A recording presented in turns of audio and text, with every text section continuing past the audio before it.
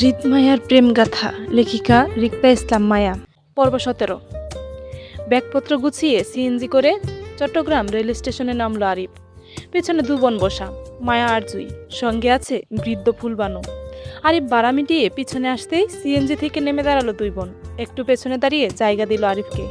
নম্রতা সহিত আরিফ নানুমার হাত ধরে গাড়ি থেকে নামিয়ে দাঁড়ালো সাইডে।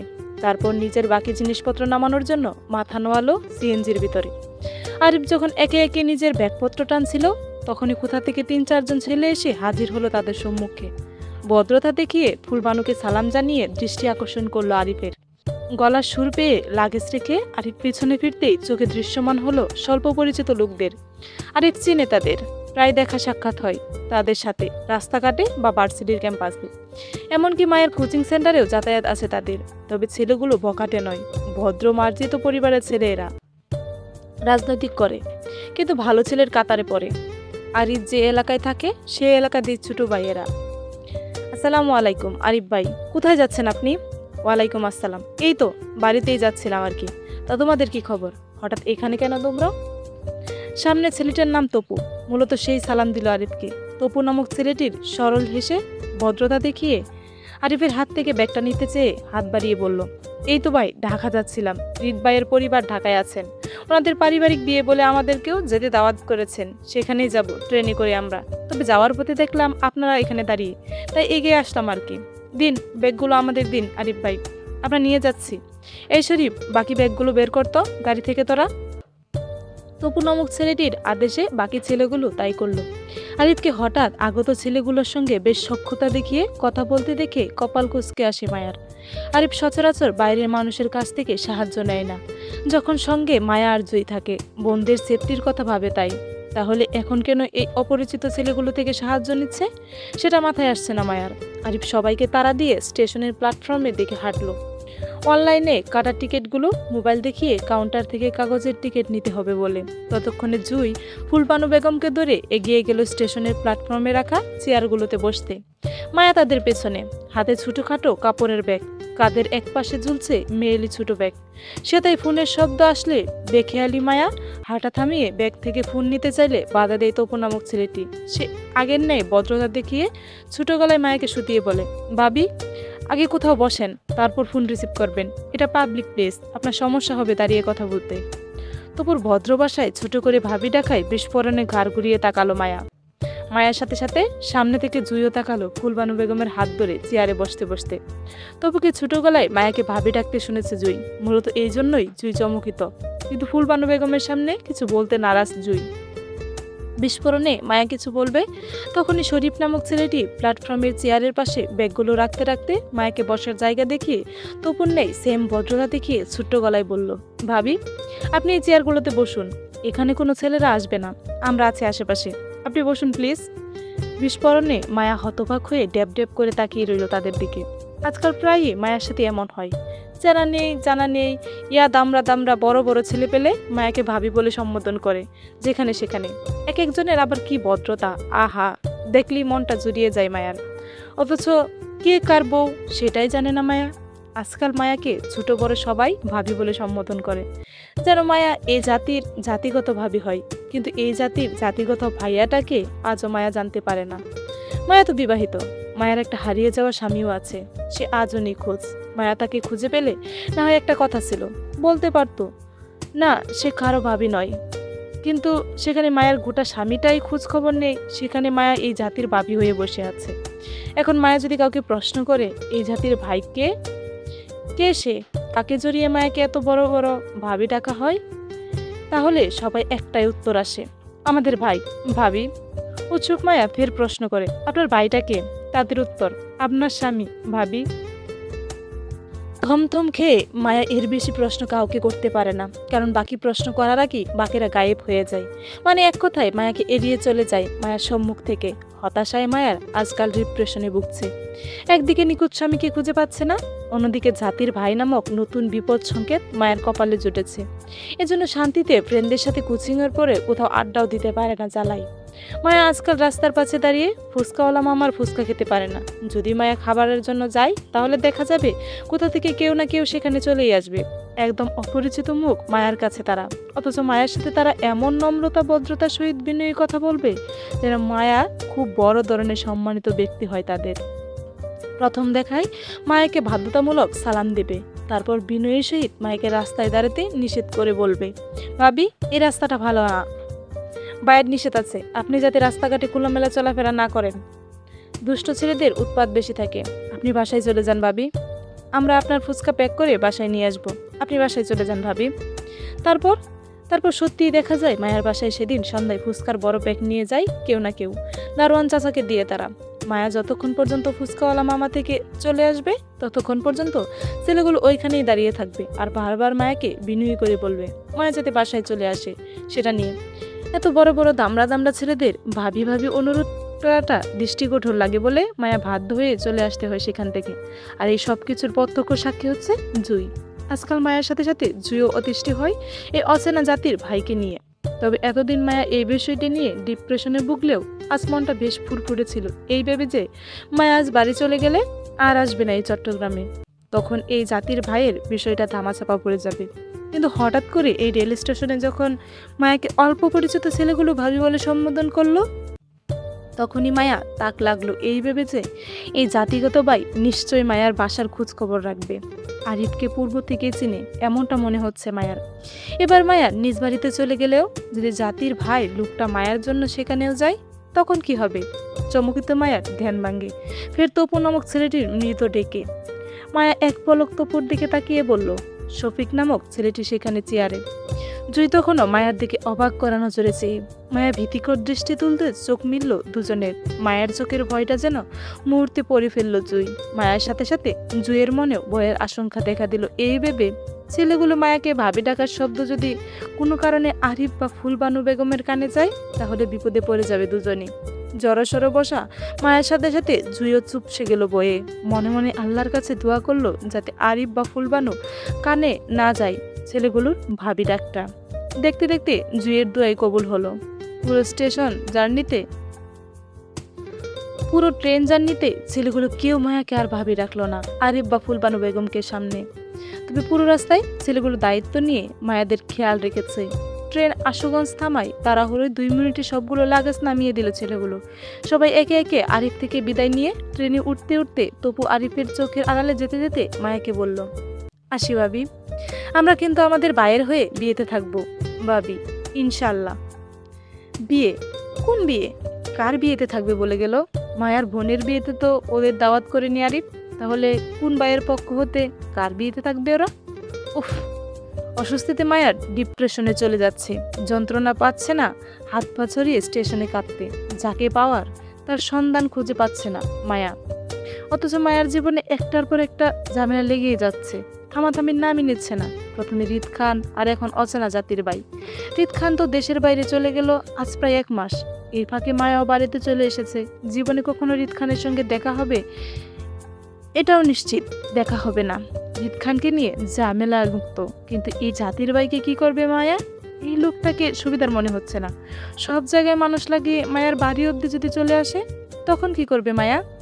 মায়ার রাগী বাবা এসব শুনলে নিশ্চয়ই মায়াকে কেটে নদীতে ভাসিয়ে দেবে। ডিপ্রেশনে মায়ার এলোমেলো চিন্তায় হঠাৎ ঠোঁট ভেঙে কান্না আসলো। কি করবে উপায় না পেয়ে ভয়ে ফুপিয়ে কেঁদে উঠল সেখানেই।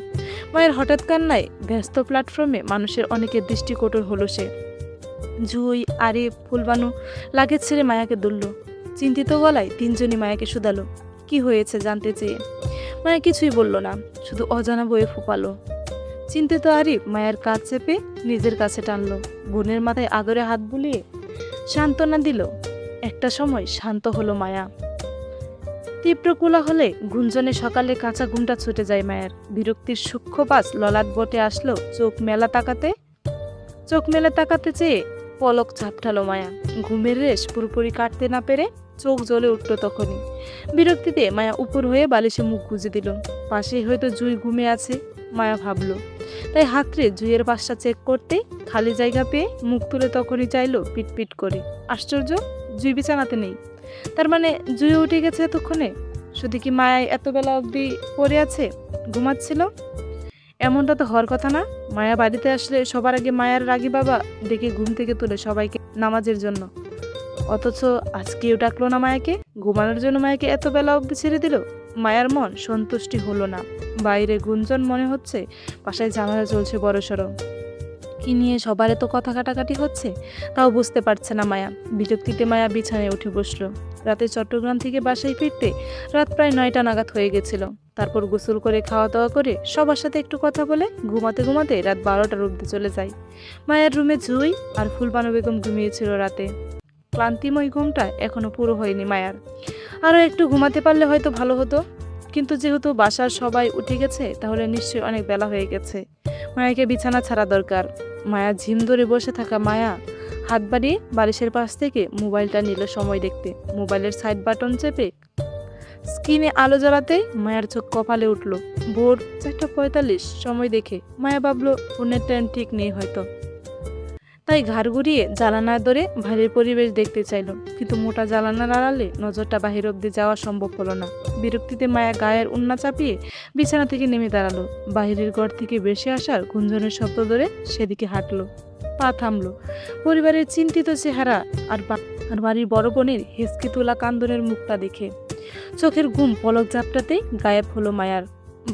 বসার ঘরের দরজার আড়ালে দাঁড়িয়ে দেখলো জুই আর নিজের মা চাচাকে বড় বোন মুক্তাকে ঘিরে দাঁড়িয়ে থাকতে, হয়তো সান্ত্বনা দেওয়ার চেষ্টা। কিন্তু কি নিয়ে সান্ত্বনা দিচ্ছে মুক্তাকে তাও বুঝলো না মায়া। পরিবারের প্রত্যেকের চেহারা আমাবস্যার ঘুর অন্ধকার লেপ্টে। থমথমে পরিবেশে বাবা চাচা দুজনেই সোফায় বসে মন্ত হয়ে। বিষণ্ণতায় প্রত্যেকের চেহারা দৃশ্যমান। পরিবারে হঠাৎ কি হয়েছে তার কিছুই জানে না মায়া। কাউকে প্রশ্ন করবে সেই সাহসটাও পাচ্ছে না এক একজনের চিন্তিত মুখটা দেখে। জড়সড় মায়া শুধু দরজার আড়ালে দাঁড়িয়ে থাকলো অসহায় মুখ করে। তখনই আরিফকে দেখলো সকলের চিন্তার অবসান ঘটিয়ে বসার ঘরে ফিরতে বাহির থেকে। আরিফ বসার ঘরে পা রাখতে চিন্তিত মুখ খুলল মায়ার মা রেহেনা বেগম। ওনারা চলে গেছে আরিফ? সোফায় বসতে বসতে শান্ত গলায় উত্তর করলো আরিফ। ওদের জন্যে ফের শুধালো রেহানা বেগম আরিফকে। আর কিছু বলেছিল ওনারা? কোনো আবদার? কোনো কিছু বলেনি মা, ওনাদের আগের কথাই রইল। তবে ফাহাদের নানা নানু মাকে আমি আগে থেকেই চিনি। চট্টগ্রামে ওনাদের বাসায় আমি গিয়েছিলাম বেশ কয়েকবার। বেশ ভালো মানুষ ওনারা। ফাহাদ আর মুক্তা আনুষ্ঠানিকভাবে বিয়ের ডেটটা হঠাৎ পিছিয়ে যাওয়াতে বারবার দুঃখ প্রকাশ করেছিল। বেশ অনুতপ্ত ওনারা মা। আর এই জন্য মূলত ফাহাদকে নিয়ে এই মধ্যরাতে আমাদের বাসায় ছুটে আসেন ওনারা ক্ষমা চাইতে। আরিফের কথা শেষ হওয়ার মাঝেই তপ্ত গলাস ফুরন কাটে জুইয়ের বাবা জামাল সাহেব। তিনি খানিকটা রাগ দেখিয়ে বলল, ওনাদের দুঃখ প্রকাশ দিয়ে আমরা কি করব? একবারে জায়গায় দুইবার বিয়েটা পেছানো হচ্ছে, তাও ওনাদের জন্য। আমরা কি সমাজ নিয়ে চলি না? সমাজের মানুষকে কি জবাব দিব? দুইবার করে বিয়ের কার্ড ছাপানো হয়েছে। সমাজের মানুষকে আত্মীয় স্বজনদের দাওয়াত করা হয়েছে। এখন আবার বাসার সবাই গিয়ে বলি যে আপনারা কেউ আমাদের বিয়েতে আসবেন না? আমাদের মেয়ের বিয়ে আবারও পেছানো হয়েছে, দাওয়াত ক্যান্সেল। এসব গিয়ে বললে মান সম্মান থাকবে আমাদের? সমাজের মানুষের কাছে আমরা হাসির পাত্র হয়ে উঠব। ওনাদের যদি এতই সমস্যা থাকে তাহলে না করাই ওনাদের ছেলেদের বিয়ে। আমরা কি ওনাদের পায়ে পড়ে আছি মেয়ে বিয়ে দেওয়ার জন্য? দেব না এ বাড়িতে মেয়ে বিয়ে। আমাদের মেয়ের জন্য এর চেয়ে ভালো ছেলে বিয়ে দেব। তুই ফোন করে ওনাদের না করে দে, আমরা মেয়ে বিয়ে দেব না। বড় ভাই, আপনি কিছু বলছেন না কেন? চাচার কথাই ঢুকরি কেঁদে উঠল মুক্তা। জামাল সাহেব তখনও রেগে। জুই মুক্তাকে জড়িয়ে ধরে অসহায় মুখ করে তাকিয়ে আছে বাবার দিকে। শফিকুল ইসলাম চিন্তিত মুখে বলে, পরিস্থিতি ভাসাতে তিনি। একদিকে মেয়ে, অন্যদিকে সমাজ। তাছাড়া ভাইয়ের কথাও ফেলার নয়। বিয়ের কার্ড নিয়ে দ্বিতীয়বারের মতন সমাজের মানুষ ও আত্মীয় স্বজনদের দাওয়াত করা হয়েছে। এখন যদি সবাইকে নিষেধ করা হয় তাহলে অবশ্যই মানুষ হাসাহাসি করবে ওনাদের মেয়ের ভাগ্য নিয়ে। পরিস্থিতির জটিলতা বুঝতেই চমকে ওঠে মায়া। বুঝতে পারে বোনের বিয়েটা আবারও পিছিয়ে গেছে, কিন্তু কেন তা কখনো জানতে পারিনি মায়া। হয়তো ফাহাদের সঙ্গে তার পরিবারের লোক এসেছিল মায়াদের বাসায়। খুব সম্ভবত ফাহাদের বৃদ্ধ নানানি এসেছিল। আরিফের কথাই তো তাই বুঝলো মায়া।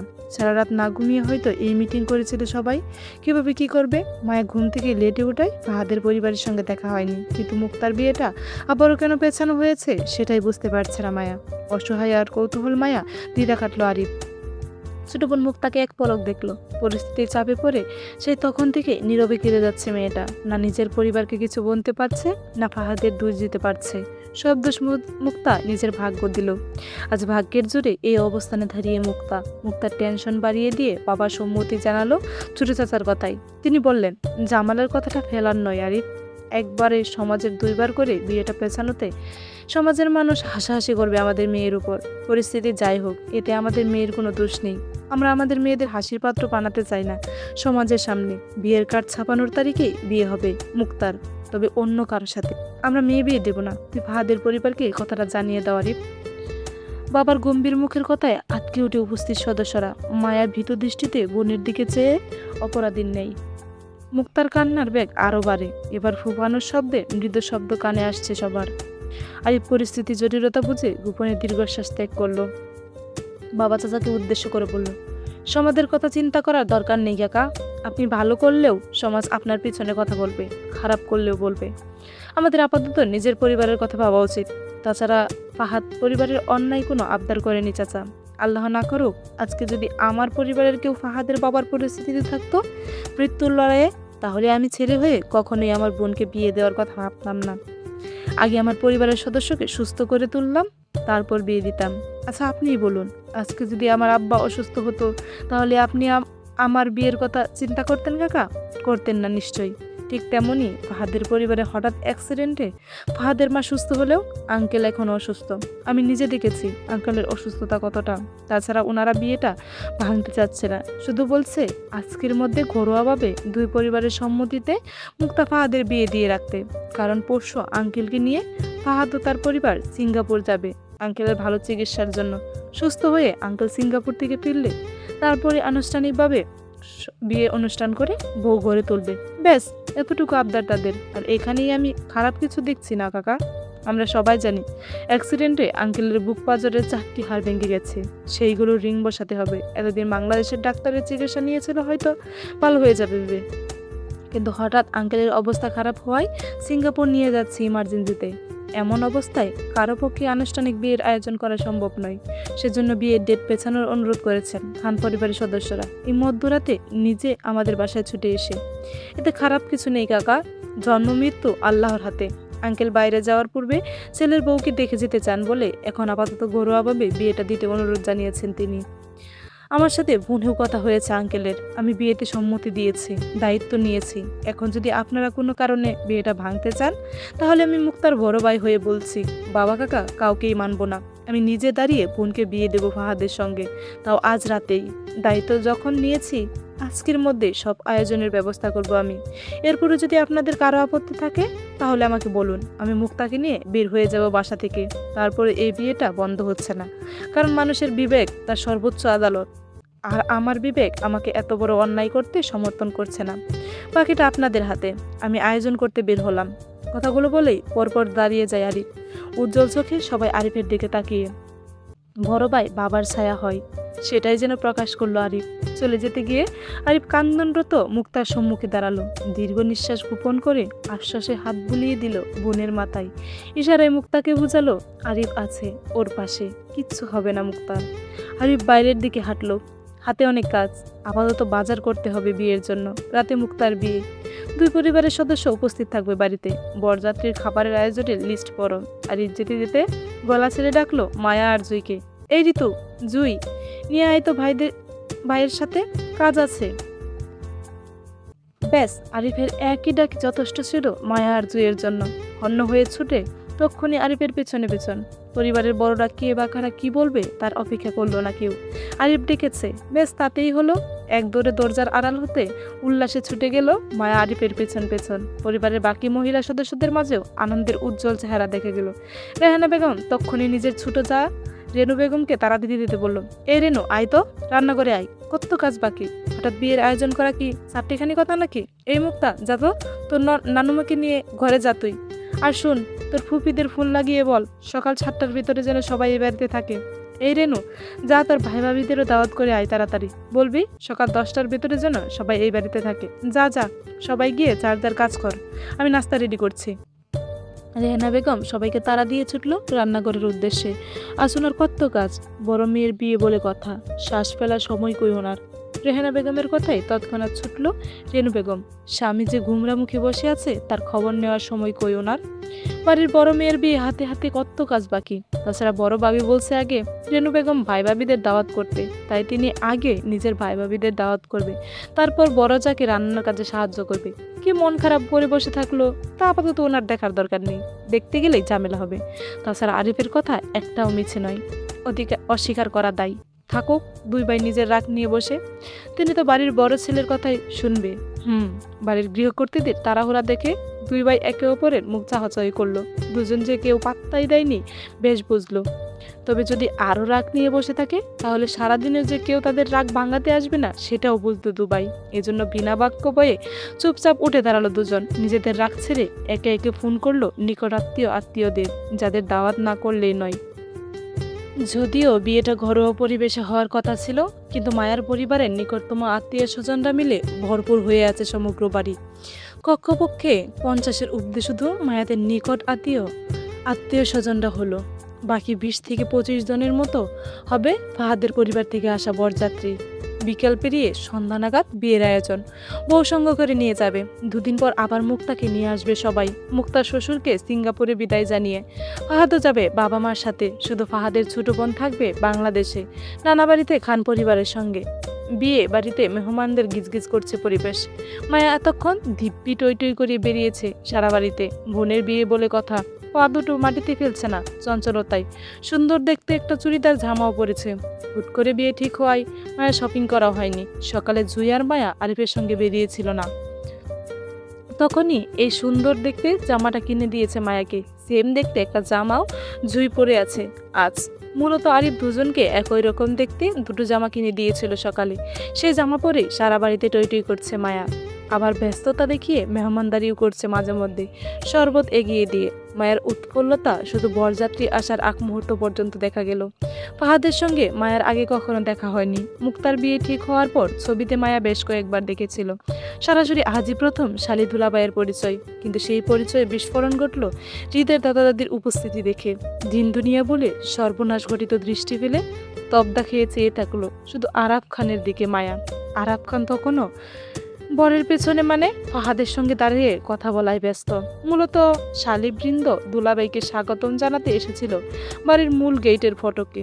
যেহেতু আনুষ্ঠানিক বিয়ের আয়োজন ছিল না, তাই গেট ধরার মাধ্যমও ছিল না।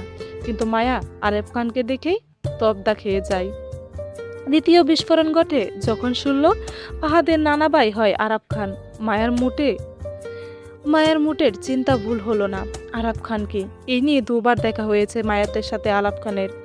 প্রথম দিন কলেজে, দ্বিতীয় দিন উনাদের বাড়ি মেজবানদের দাওয়াত এগিয়েছিল মায়া। তখন মায়া সর্বনাশ হলো যখন মায়ার ছোট্ট মাথায় আসলো রিদ খানের ফুফাতো ভাই হয় ফাহাদ।